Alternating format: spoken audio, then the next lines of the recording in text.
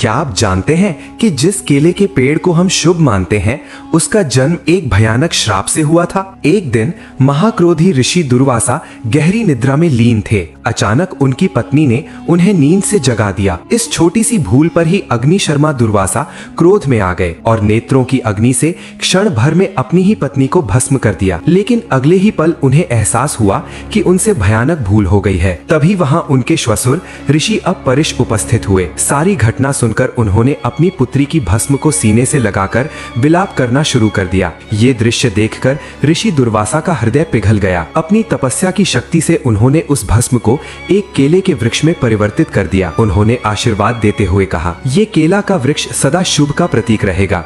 सभी मंगल कार्यों और पूजाओं में इसका उपयोग होगा। इसी कारण आज भी हिंदू धर्म में केला का पेड़ अत्यंत पवित्र माना जाता है। क्या आप जानते हैं कि जिस केले के पेड़ को हम शुभ मानते हैं उसका जन्म एक भयानक श्राप से हुआ था। एक दिन महाक्रोधी ऋषि दुर्वासा गहरी निद्रा में लीन थे। अचानक उनकी पत्नी ने उन्हें नींद से जगा दिया। इस छोटी सी भूल पर ही अग्निशर्मा दुर्वासा क्रोध में आ गए और नेत्रों की अग्नि से क्षण भर में अपनी ही पत्नी को भस्म कर दिया। लेकिन अगले ही पल उन्हें एहसास हुआ कि उनसे भयानक भूल हो गई है। तभी वहां उनके श्वशुर ऋषि अपरिश उपस्थित हुए। सारी घटना सुनकर उन्होंने अपनी पुत्री की भस्म को सीने से लगाकर विलाप करना शुरू कर दिया। ये दृश्य देखकर ऋषि दुर्वासा का हृदय पिघल गया। अपनी तपस्या की शक्ति से उन्होंने उस भस्म को एक केले के वृक्ष में परिवर्तित कर दिया। उन्होंने आशीर्वाद देते हुए कहा, ये केला का वृक्ष सदा शुभ का प्रतीक रहेगा।